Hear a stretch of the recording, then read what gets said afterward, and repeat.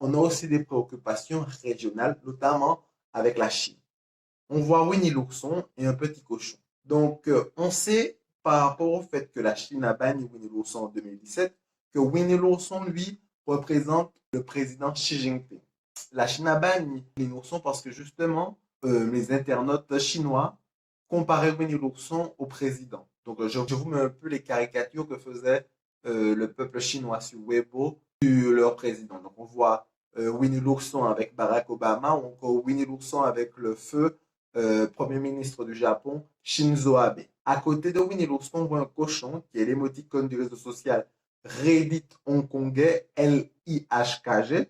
Ce cochon est devenu le symbole des manifestants hongkongais lors des manifestations contre l'extradition des citoyens hongkongais dans divers pays, notamment la Chine. Les manifestants ont eu peur que la Chine utilise cette loi et se transforme en possibilité de la Chine d'investir les opposants au régime chinois à Hong Kong. En gros, la Chine veut reprendre le contrôle sur Hong Kong en jugeant les Hongkongais sur le sol chinois. Et l'espèce de masque, c'est pour représenter les manifestants hongkongais qui ont été gazés lors de ces manifestations. Donc, sur notre gauche aussi, on peut voir une image de femme qui est enchaînée à Winnie l'ourson, qui est en partie responsable de cet enchaînement. Cette image fait référence à une vidéo qui est devenue un peu virale sur les réseaux sociaux chinois, où on voyait une espèce de reportage qui mettait en scène un homme, un agriculteur dans une région rurale, qui montrait qu'il était un beau père de famille, que la femme était devenue folle et qu'il avait 8 enfants. Mais le problème, c'est que lorsqu'il y avait ce reportage, on voyait que cette même femme était enchaînée. On voyait une femme enchaîner un mur, déséquilibrée, et les gens avaient la sensation que cette femme avait été violée, torturée et obligée à donner naissance à 8 enfants. Et loin de punir la personne en question, le gouvernement chinois a interdit qu'on parle de cette affaire sur les réseaux sociaux, a effacé les rapports de ce trafic, emprisonné les citoyens qui enquêtaient sur cette affaire et a interné la femme devenue folle. Ce cas dénonce le trafic humain qui est en fait en Chine, notamment dans les régions rurales où celui-ci est un fléau. Donc, selon les sources que j'ai eues, je peux voir les images de la femme qui est comme ça. Et je vais vous laisser des sources plus bas. Pour la Chine, on a aussi un appel, mais cette fois-ci, il est plus à une commémoration, qui est au niveau du Canada, qui est Every Child Matter.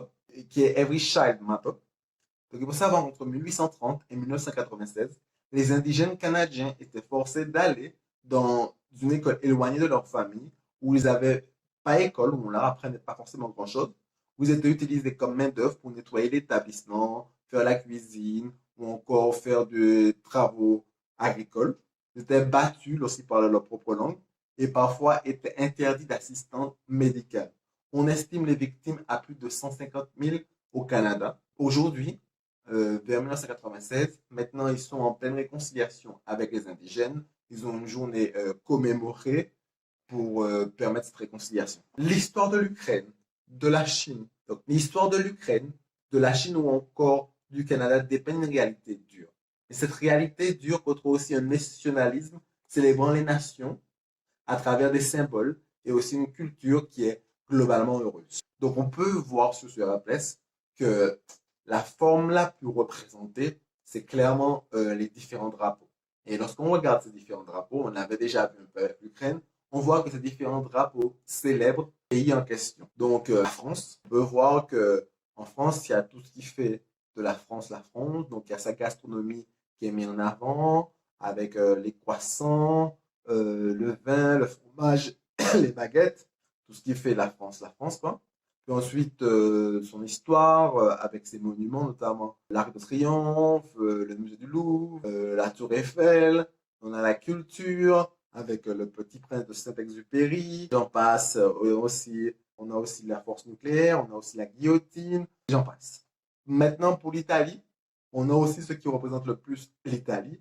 Donc, on voit deux magistrats qui ont été tués, deux magistrats anti-mafia qui ont été tués en haut. Je sais pas, je vais vous mettre les noms ici, je ne me rappelle pas.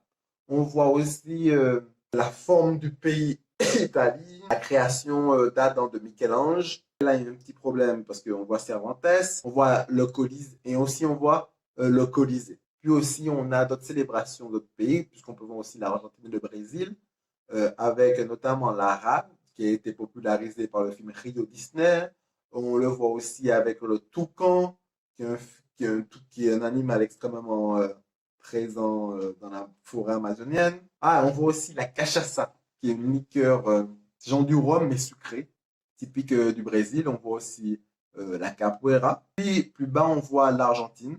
Donc on voit le tango, Mafalda ou encore la cordillère des Andes.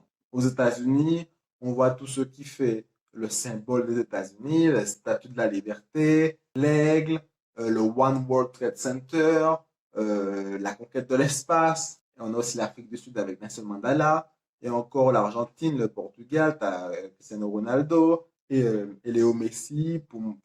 Et Léo Messi. Donc voilà, les drapeaux servent en gros à symboliser une certaine nationalité heureuse. Ensuite, comme je vous ai dit, on peut aussi voir la culture qui est à la fois marginale, mais aussi mainstream. Je ne veux pas en parler. Et si vous voulez une partie 2, vous me le faites savoir ici. En résumé, on peut dire que le RPS actuel montre clairement différentes préoccupations, des préoccupations qui sont d'ordre mondial, mais aussi dans des pays qui ne sont pas forcément démocratiques. Il nous montre certaines pratiques des pays opaques, notamment la Chine, avec les viols qui sont toujours perpétués et couverts un peu par le gouvernement. Mais il nous montre que pour la majorité des gens qui sont présents dans ce helpless, la sensation qu'on a, c'est qu'ils vivent leur nationalité avec fierté et bonheur.